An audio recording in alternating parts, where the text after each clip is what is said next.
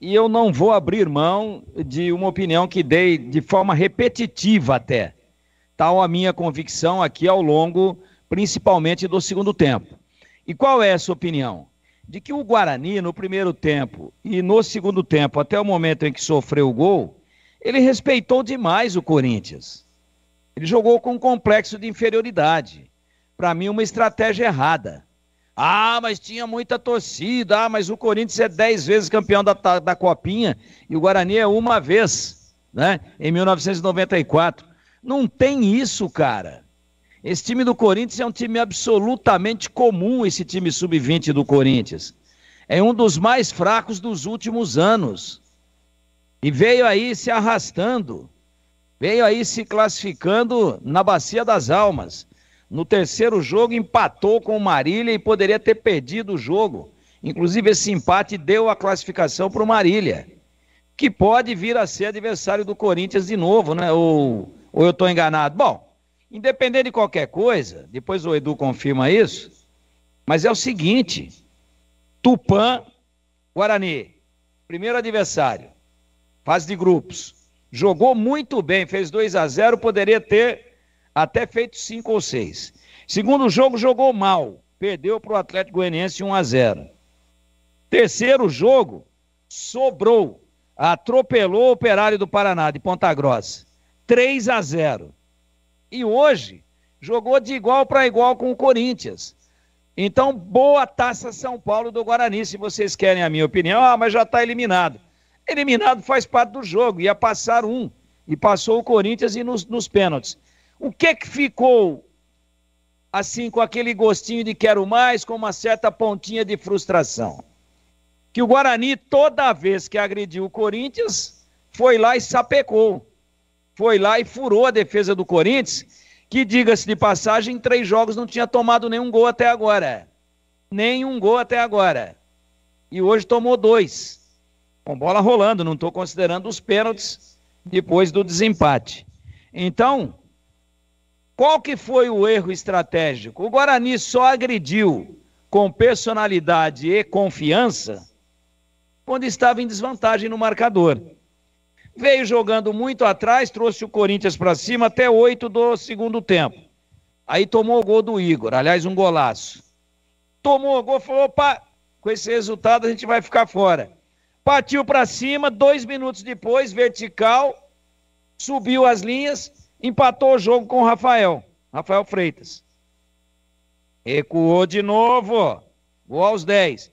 Recuou de novo para jogar no contra-ataque. Trouxe o Corinthians para cima de novo. 18, gol do Pedrinho. Ih, rapaz, agora, segundo tempo, sabe como é que é, aquele negócio todo, o momento em que o Novo Horizontino, de falta, faz um golaço para cima do Botafogo Carioca.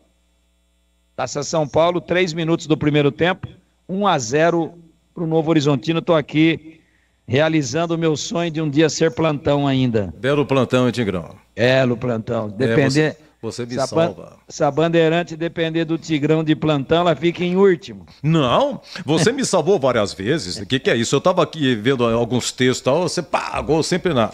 Mas desculpa, Tigrão, atrapalha o seu comentário. Encerrando, o Guarani depois martelou o Corinthians.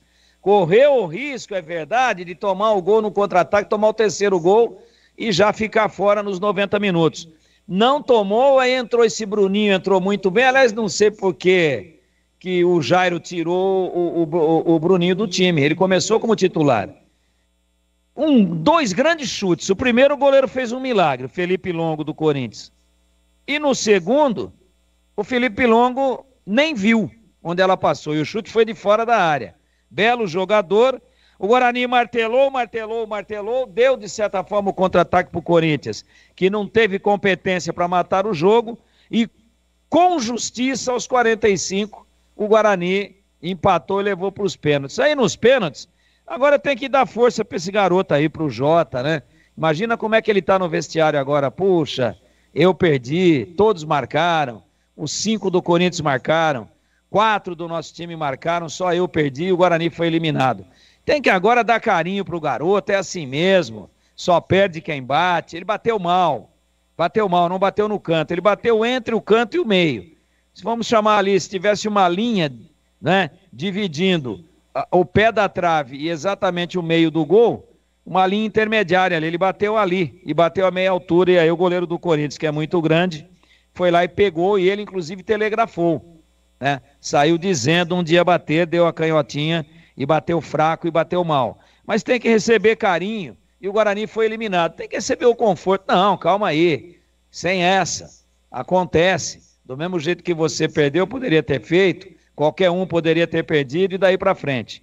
Mas o que é que eu quero fechar para dizer? Primeiro, que o Guarani deixou uma ótima impressão.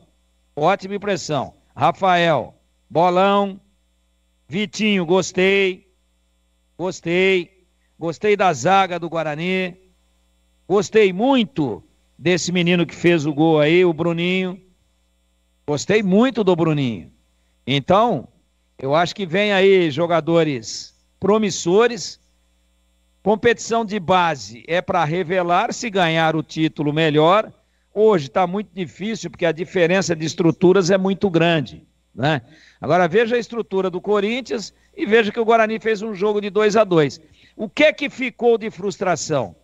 Que eu acho que o Guarani deveria ter acreditado um pouco mais nele e deveria ter agredido mais o Corinthians com o resultado de igualdade em 0-0 e em 1-1. Deveria ter agredido mais para estar pelo menos uma vez na frente. Guarani sempre foi para cima, correndo atrás do prejuízo. Foi atrás, perdendo de 1-0, e foi atrás, perdendo de 2-1. E nas duas vezes foi buscar. O que é que eu disse insistente e repetidamente ao longo do jogo? O Guarani está com um complexo de inferioridade. Esse time do Corinthians não é nada disso. Parte para cima que ganha o jogo. Só que o Guarani fazia o empate e recuava. Com 0-0 não foi, tomou o gol, empatou, recuou de novo, e aí fez no finalzinho 2-2 e levou para os pênaltis.